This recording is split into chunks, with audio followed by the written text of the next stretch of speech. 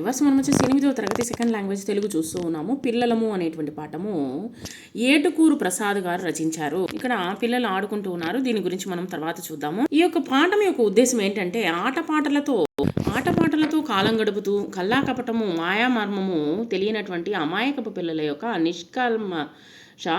స్వభావాన్ని ఇష్టాలను తెలియచెప్పడమే పాఠం యొక్క ఉద్దేశం అనమాట.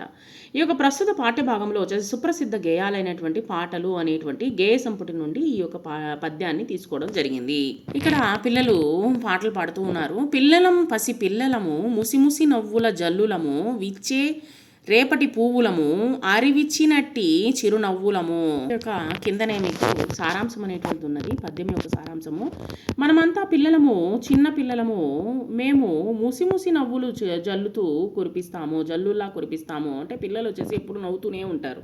మనము గమనించినట్లయితే ఎప్పుడు నవ్వుతూనే ఉంటారు, కిలకిల నవ్వుతూనే ఉంటారన్నమాట. ఇంకా చెప్పాలంటే ఆ జల్లులము మేమే, ఆ యొక్క నవ్వులము మేమే. ఈ రోజులు మొగ్గలుగా ఉన్నటువంటి మేము చిన్నపిల్లలంగా ఉన్నాము. రేపటికి విచ్చుకునే పువ్వులము, అంటే పెద్ద పువ్వులము అవుతాము. అంటే ఏంటి ఇక్కడ వచ్చేసి భావి పౌరులము అవుతాము. మేము ఆరివిరిసినటువంటి చిరునవ్వులమే. మేము ఎప్పుడు వచ్చేసి నవ్వుతూనే ఉంటాము. నల్ల తెల్ల ఎల్లాగున్నా అందరూ ఒకటను వాళ్ళము. గొప్ప భేదాలంటే ఒప్పని మనసుల వాళ్ళము. ఇక్కడ వచ్చేసి నలుపు తెలుపు ఎరుపు అనేటువంటి ఎలా ఉన్నా సరే మేమందరము కలిసిమెలిసే ఉంటాము, ఆడుకుంటూ ఉంటాము. అందరూ ఒకటను వాళ్ళము, మేమందరం ఒకటే అనుకునేటువంటి వాళ్ళము. గొప్ప బీద అంటే నువ్వు గొప్పవాడివి, నువ్వు పేదవాడివి, నువ్వు డబ్బున్నవాడివి, నువ్వు లేనివాడివి అనేటువంటి తారతమ్యం అనేటువంటిది మాకు లేదు. సో ఇక్కడ వచ్చేసి ఒంటి నలుపు రంగు కావచ్చు, లేదా వచ్చేసి తెలుపైన అందరము ఒకటే అంటాము. అంటే నలుపు రంగులో ఉండొచ్చు, తెలుపు రంగులో ఉండొచ్చు, ఎరుపు రంగులో ఉండొచ్చు, అయినా మేమందరం ఒకటే.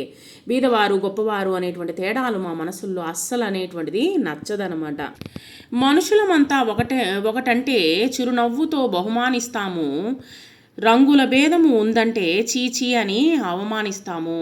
ఇక్కడ మానవులందరూ ఒక్కటే అనేటువంటి వాళ్ళను చిరునవ్వు బహుమతిస్తాము. అంటే మా మానవులందరూ ఒకటి అనేటువంటి ఎవరైనా చెప్పినట్లయితే వాళ్ళతో మేము చిరునవ్వు నవ్వుతాము అనమాట. వాళ్ళని చూసి నవ్వుతాము. చిరునవ్వు అనేటువంటి దాన్ని బహుమతిగా ఇస్తాము. అదే రంగులను బట్టి తేడా చూపితే చీ కొట్టి అవమానిస్తాము అని ఇక్కడ చెప్తున్నారు. కల్లా కపటము కల్తీ మోసము అంటే గిట్టని వాళ్ళము. తెల్లనివన్నీ పాలని నమ్మి చెడు తల పెట్టని వాళ్ళము. పిల్లలు అమాయకులు, పిల్లలకి ఏం తెలియదు అనమాట. కల్లా కపటం అనేటువంటిది అంటే మంచివాడా చెడ్డవాడాగా, డబ్బున్నవాడా వీడు ఇలాంటివి భేదాలు అనేటువంటి తనకి తెలియదు అనమాట. కల్లా కపటం అనేటువంటిది మాకు తెలియదు. కల్తీలు మోసాలు మేము చేయము, అవన్నీ మాకు నచ్చవు, అసలు తెలియదు అనమాట. పిల్లలకి ఎవరికి తెలియదు. 13 ఏళ్ల వయసు వరకు వాళ్ళకి ఏమి తెలియదు అనమాట. తెల్లగా ఉండేవన్నీ పాలు అని నమ్ముతాము. అప్పుడు ఎప్పుడు ఎవరికి ఏ హాని మేము చేయబోము. ఎవరికి ఏ హాని చేయకుండా మేము వచ్చేసి అలాగే సాగిపోతూ ఉంటాము. కాయా కష్టం చేసేవారి కలల ప్రతిరూపాలం. మాయామర్మం ఊసే ఉండని నవలోకపు దీపాలము. తర్వాత వచ్చేసి కాయా కష్టం చేస్తూ మమ్మల్ని పోషించే కన్న వాళ్ళ యొక్క కళలు నిజాలు చేయాలని చూసేవాళ్ళము. అంటే చిన్నపిల్లలు వచ్చేసి మనము బడికి పంపిస్తూ ఉంటారు. బడికి వెళ్ళి మనము కష్టాన్ని, తల్లిదండ్రుల యొక్క కాయ కష్టాన్ని చూసి మనము తెలుసుకొని మనం వచ్చేసి చదువుకుంటూ ఉంటాము. మాయలు మర్మాలు మాటే లేని కొత్త లోకాన్ని చూపెట్టేటువంటి దీపాలము మేము. హాయి గొల్పుతూ మేలు గొల్పుతూ గిళ్ళపాడు సన్నాయిలం కలియదిరుగుచు కళ్ళ ఎదుట తుళ్ళింతలాడు తువ్వాయిలం. మేము ఎవరికి హానిని తలపెట్టము. మేము పిల్లలమండి, మేము పిల్లలం. విరిసిన మల్లె పువ్వులా తెల్లగా నవ్వుతాము. మాకు వచ్చేసి నవ్వు తప్పనిచ్చి ఏమీ తెలియదు అనమాట. కల్లాకపటం మాకు అసలు తెలియదు. మాది తెల్లని మనసు, మాకు కల్లాకపటము లేనటువంటి ఒక మనసు అనమాట. నిరాశ చీకటి నిండిన ఇళ్లకు ఆశల మణిదీపాల నవ్వుల పువ్వులు రువ్వుచు తువ్వురున తిరిగే చక్కని గువ్వలము. కోపం తాపం మోసం ద్వేషాల్ మనుషులకు మానని గాయాల్ చల్లనైన మాటలను జల్లి ఉల్లాసపరచు పసివైద్యుల. తర్వాత వచ్చేసి ఇక్కడ నిరాశ అనేటువంటి చీకటి మునిగినటువంటి ఇళ్లలో, అంటే నిరాశగా ఉన్నటువంటి ఇళ్లలో వచ్చేసి ఆశలనే వెలుగుల్ని నింపే మణిదీపాలము. మేము ఆశ అంటే ఎటువంటి పిల్లలు ఉన్నటువంటి ఇళ్లల్లో వచ్చేసి ఆశ అనేటువంటిది ఉంటుందన్నమాట. ఆశలని వెలుగునిచ్చేటువంటి ఒక మణిదీపాలం మేము. నవ్వుల పువ్వులు వెదజల్లుతాము మేము, ఎప్పుడు నవ్వుతూ ఉంటాము. తుర్రుమంటూ ఎగిరిపోతూ పోయే గువ్వ పిల్లలము మేము. ఎగిరిపోయేటువంటి గువ్వ పిల్లల మాదిరిగా ఎగిరిపోతూ ఉంటాము. తర్వాత ఇంటికి చేరుకుంటూ ఉంటాము. ఈ విధంగా వచ్చేసి మేము హాయిగా ఉంటాము. మాకు కోపం రాదు, తాపం రాదు, మోసం లేదు, మోసం చేయము, ద్వేషాన్ని చూపించము. అంటే ద్వేషం ఉంటుంది, మోసం ఉంటుంది. మనము ఎదిగే కొద్దీ ఈ లక్షణాలన్నీ మానవుల మనసులకు గాయాలు చేస్తాయి. ఈ గాయాల్ని మా చల్లని మాటలని చల్లి మేమేం చేస్తామో మాన్పి వేస్తాము. ఇంటికి వచ్చిన వెంటనే తండ్రి ఏం చేస్తాడు, పాపని ఎత్తుకుని ముద్దాడుతాడనమాట. వెంటనే తన యొక్క ఆఫీసులో ఉన్నటువంటి కోపతాపాలన్నీ ఏమైపోతాయి, అట్లే మటుమాయమైపోతాయి అనమాట. గాయపడిన వారిని ఉల్లాసపరుస్తూ వైద్యులమైపోతాము. కాబట్టి మేము వచ్చేసి మాకు ఏమీ తెలియదు అని ఇక్కడ చెప్తూ ఉన్నారనమాట.